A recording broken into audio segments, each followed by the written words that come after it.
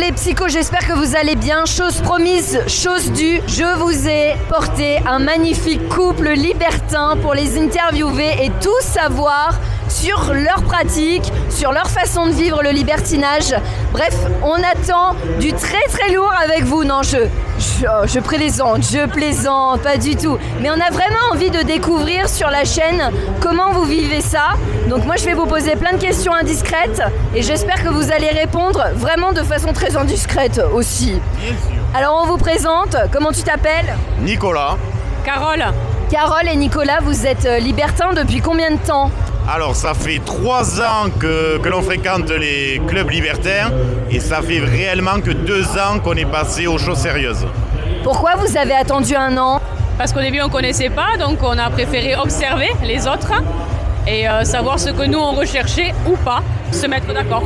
Et vous vous êtes senti prêt au bout d'1 an et ça s'est fait finalement naturellement pour vous ? Oui, ça s'est fait naturellement, en rencontrant des personnes avec qui le feeling est passé. Il y en a un qui bloquait plus que l'autre. Alors je dirais que, je sais pas pourquoi, je pense que tous les hommes sont pleins d'ambition quand ils vont dans ce genre de club. En couple, je parle bien en couple. Donc, mais au début c'est vrai que c'est ma femme qui avait ce petit blocage et c'est elle qui s'est lancée. Presque à aujourd'hui, c'est elle qui va mener les rênes plus que moi. Tout s'arrange. Mais vous avez fait comment ? Quelle a été votre méthode pour en arriver là ? On a beaucoup communiqué, savoir ce que cherchait l'un et l'autre, savoir où on voulait aller et ne pas aller. Et du coup, il y a des fois où vous avez eu des couacs, quand vous vous êtes mal compris sur quelque chose et ça a été une expérience bonne pour vous ? Alors, jusqu'à l'expérience, non, mais bien sûr qu'il y a eu des couacs. Des regards mal interprétés, des gestes pas mal compris. Mais ça, c'est le début, c'est le bafouillage du libertinage. Là, on ne connaissait pas forcément tous les codes. Et maintenant, on est en parfaite osmose, on sait vraiment ce que cherche l'autre. Et maintenant, on avance comme ça, main dans la main. C'est ça, je suis d'accord. C'est beau un couple sur la même longueur d'onde. Et vous cherchez quoi en fait dans le libertinage ? Alors là on est plus, en ce moment c'est notre délire, ce serait plus chercher un trio, parce qu'on a quand même déjà fait de l'échangisme, on sait ce que c'est, donc on y retournera, c'est certain, mais là on a envie d'essayer aussi les trios hommes ou femmes. Vous n'êtes pas fixé sur un genre en particulier, vous avez envie d'essayer ? Je vais être franc et honnête, comme tout homme, le fantasme de l'homme c'est 2 femmes. Maintenant, ma femme est bicurieuse, elle aime bien jouer avec les femmes, mais elle préfère quand même les hommes. Donc je vois pas pourquoi moi je dirais on va avec 2 femmes et on n'irait pas avec 2 hommes. On va tenter les 2 et on verra ce qui nous plaît le plus ou si ça nous plaît les 2 et on continuera comme ça. Tout est une question d'équilibre en fait entre vos envies l'un et l'autre. Vous parlez facilement de ces envies-là ? Ah oui, aujourd'hui, très clairement, oui, on en parle très ouvertement. Et très librement. Il y a eu un vrai déclic chez toi à partir du moment où tu as su que tu pouvais exprimer tes envies sans en avoir peur. Exactement, et puis il y a la confiance aussi. Au début, je n'avais pas forcément, j'avais peur de perdre mon mari, tout simplement. Et aujourd'hui, non, je suis sûre que notre couple, il est bien soudé, c'est grâce à ça que ça fonctionne aussi, le libertinage.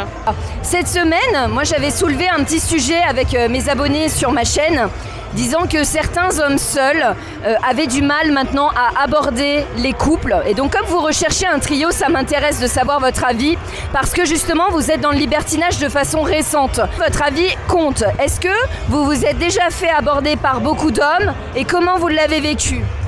Alors oui, je me suis fait aborder par beaucoup d'hommes. Après, on a des codes entre nous, on se regarde, si ça va fonctionner ou pas, s'il lui plaît à lui aussi ou pas. Et après, tout est une question de feeling en fait. Donc vous trouvez pas forcément que la façon d'aborder c'est lourd quand le gars il pose une fois la question, est-ce que vous voulez qu'on fasse un truc ensemble ? Non, c'est pas lourd, mais à un moment donné, on sait où on est, dans quel lieu on est et on sait pourquoi on vient. C'est normal qu'il pose la question. Par contre, quand de la façon dont tu parlais d'aborder ma femme, et les hommes qui viennent un peu trop pressants, oui, c'est oppressant pour elle, ce qui est normal. Et moi, ça, je ne vais pas forcément l'apprécier. Les personnes qui sont en état d'ébriété aussi, ça, c'est quelque chose, c'est rédhibitoire.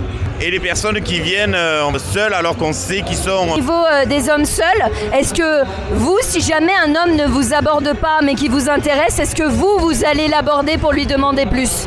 Aujourd'hui, oui, je serais capable. Au début, non. J'aurais été incapable de le faire. Aujourd'hui, oui, je suis plus en confiance. Un couple dans la vie, ça pour nous aussi c'est rédhibitoire. Et toi, t'es ok avec ça ? Ah, je suis complètement ok. Maintenant, on a le même parti pris, c'est-à-dire que pour qu'il y ait plus, il faut qu'il y ait un petit jeu de séduction. Et ma femme, voilà, quelqu'un qui est très énergique, dira-t-on, sur une piste de danse. Voilà, la meilleure façon de l'aborder, messieurs, c'est d'aller danser avec elle.